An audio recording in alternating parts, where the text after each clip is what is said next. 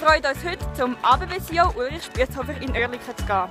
Wir haben schon einige kritische Fragen vorbereitet, wo wir sehr gespannt auf seine Antworten sind.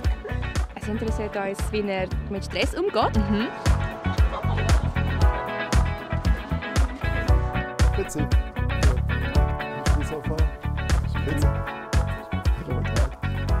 Hallo. Wie Sie sehen, sind wir ja hauptsächlich eine Frauenklasse. Und darum interessiert uns natürlich vor allem die Frauenquote. Und die ist ja in der ABB relativ tief, also bei 17%. Und wie erklären Sie sich das? Ich hätte wahnsinnig gern mehr Frauen in Führungspositionen in der ABB. Das Problem ist, wir kriegen die zum Teil nicht in die Firma rein. Und wenn wir sie in der Firma haben, verlieren wir sie manchmal. Wir müssen es schaffen, von den Abgängern eine höhere Quote in die ABB reinzubringen. Das ist der erste Punkt. Da müssen wir mehr Hochschularbeit machen. Das Zweite ist, wenn wir Frauen in der ABB haben, müssen wir denen helfen, den Lebensweg, den sie gerne hätten, zu unterstützen. Die eine oder andere sagt, ich will eine ganz normale Laufbahn machen, das ist okay. Die andere sagt, ich möchte zwischendrin mal aussetzen und Kinder haben oder Teilzeit arbeiten und da müssen wir flexibler werden. Weil eins ist ganz klar, wenn wir uns unsere Märkte anschauen, wenn wir uns die ABB anschauen, der größte Hinderungsgrund für uns, nicht noch schneller zu wachsen, ist, dass wir nicht genügend qualifizierte Leute haben. Finden Sie es unproblematisch, mit Diktaturen wie zum Beispiel China ins Geschäft zu kommen? Ich halte gar nichts davon, den Kopf in den Sand zu stecken und zu sagen, wir können die Welt nicht verändern. Sondern ich sehe unsere Aufgabe als großes multinationales Unternehmen, einen Wertbeitrag zu leisten und bei der Veränderung positiv beizutragen. Die Umweltbelastung ist ein Bereich, in dem die ABB einen hervorragenden Beitrag leisten kann. Unsere Antriebstechnik, also zum Beispiel Elektromotoren im Industriebereich, die mehr als 2/3 der Energie im Industriebereich verbrauchen bis zu 40% weniger als die bereits installierten. Gerade da nochmal nachhaken. Sie haben ja jetzt eben gesagt, Sie wollen sich einsetzen, damit die Umwelt, also Umweltbelastung und alles zurückgehen. Eben auf das legen Sie viel Wert. Einerseits, aber andererseits haben Sie auch unterstützt, also Sie stellen Motoren sind, glaube ich, her für russische Eisbrecher. Und das ist eigentlich für die Umwelt genau nicht gut. Und auch Ölfirmen und so werden ja teilweise unterstützt von ihnen. Und das ist eigentlich ein totaler Gegensatz. Nein, das ist überhaupt nicht. Weil wenn man sich mal anschaut, wo die großen Energieverbraucher sind und wo sehr viel Energie auch verschwendet wird, ist gerade zum Beispiel in der Förderung in der Ölkette. Wenn wir es schaffen, die gleiche Menge Öl mit 40% weniger Energieaufwand zu bringen, tragen wir so positiv dazu bei, wie die Umwelt belastet ist. Um jetzt nochmal zurückzukommen auf die Frauenquote, wo wir am Anfang darüber geredet haben. Sie haben gesagt, dass Sie gewisse Massnahmen ergreifen, um es attraktiver zu machen.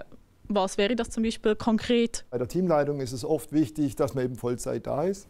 Und wenn sich dann die Führungslaufbahn weiterentwickelt und die Frau sich dazu entscheidet, Familie zu gründen und ein Kind zu haben, dann kann ich mir durchaus vorstellen, und das machen wir jetzt auch zum Teil, dass wir dann für eine gewisse Zeit, wenn die Frau sagt, ich möchte Teilzeit arbeiten und nur weniger Arbeitsbelastung haben, dass sie zurück in eine Fachaufgabe geht.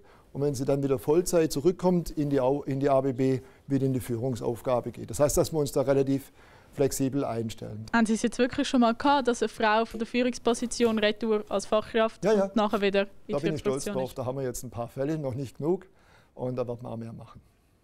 Jetzt vor kurzem ist ja der Euro-Mindestkurs aufgehoben worden. Was hat das für einen Einfluss auf die ABB? Die Entscheidung von Thomas Jordan jetzt im Januar war eine, auf die waren wir vorbereitet. Das heißt, wir haben die letzten 3 Jahre jetzt ganz massiv Hausaufgaben gemacht. Wir haben in der Schweiz zum Beispiel mehr im Euro eingekauft, um sicherzustellen, dass wir von der Währung weniger abhängig sind. Gleichzeitig haben wir massiv in Technologie investiert, damit unsere Produkte einfach die attraktivsten sind, wo jemand dann sagt, ja, der ist so gut, da zahle ich ein bisschen mehr dafür als für das Wettbewerbsprodukt. Das heißt aber auch, dass unsere Schweizer Mitarbeiter tatsächlich schneller arbeiten müssen. Wir müssen gucken, dass wir weiterhin Produktivitätssteigerungen hinbekommen, weil die 20% Unterschied, die müssen wir uns irgendwo holen. Wir haben mitbekommen, dass Sie sehr einen Stress haben. Und ich nehme an, auch Ihr Alltag ist sehr hektisch. Und da würde mich interessieren, wie Sie mit dem umgehen, wie das so auch mit der Familie auch zu vereinbaren ist. Ja, das ist eine gute Frage, weil das ist wirklich eine Herausforderung. Ich glaube, das Erste ist, dass man viel Arbeit nicht mit Stress und einen intensiven Kalender nicht mit Hektik verwechselt. Weil Stress und Hektik sind negative Dinge. Viel Arbeit und intensiv muss nicht unbedingt negativ sein. Jetzt ist klar, in dem Job könnte man eigentlich 24 Stunden am Tag, 7 Tage in der Woche arbeiten. Da ist aber auch wichtig, manchmal Ruhezeit zu haben und auch mal Selbstreflexion zu haben. Deswegen, wie mache ich es? Von Montag bis Freitag arbeite ich extrem intensiv für die ABB, entweder hier in der Schweiz oder 60-70% meiner Zeit nicht in der Schweiz unterwegs. Und am Wochenende versuche ich wirklich für die Familie auch da zu sein. Ich habe 2 Jungs, die sind 13 und 16, also der Ältere gar nicht so weit, der könnte jetzt hier mit dabei stehen. Und ich weiß, wie intensiv die sind im Umgang. Und deswegen ist es ganz gut, wenn man mal Zeit miteinander hat. Außerdem, meine Frau möchte mich auch ab und zu mal sehen. Das ist ganz gut. Sie verdienen laut Tagesanzeiger 5,8 Millionen Franken im Jahr. Ich kann Sie fragen, würden Sie diesen Job und die Verantwortung auch übernehmen, wenn Sie nur einen Bruchteil davon verdienen würden? Es gibt für jede Aufgabe einen globalen Markt, für die eine gewisse angemessene Bezahlung ist. Was angemessen ist, entscheidet nicht ich, das entscheidet unser Verwaltungsrat. Wenn ich zu viel bezahlt bekommen würde, hätte der Verwaltungsrat ein Problem. Wenn ich zu wenig bezahlt bekomme, hätte der Verwaltungsrat mit mir ein Problem, weil ich dann sagen würde, könnte ich was anderes machen.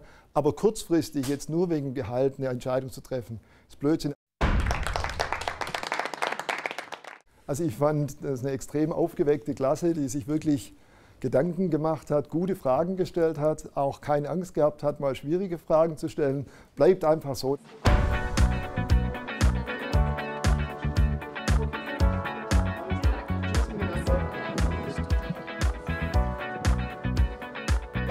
Das Treffen mit dem CEO, Herr Spiesshofer, war mega interessant. Wir haben einen neuen Einblick in die ABB bekommen und auch in das Leben eines CEO. Vor allem hat er unsere Fragen wirklich ausführlich und gut beantwortet und er ist sie nicht umgegangen, was wir im Voraus eigentlich wirklich befürchtet haben.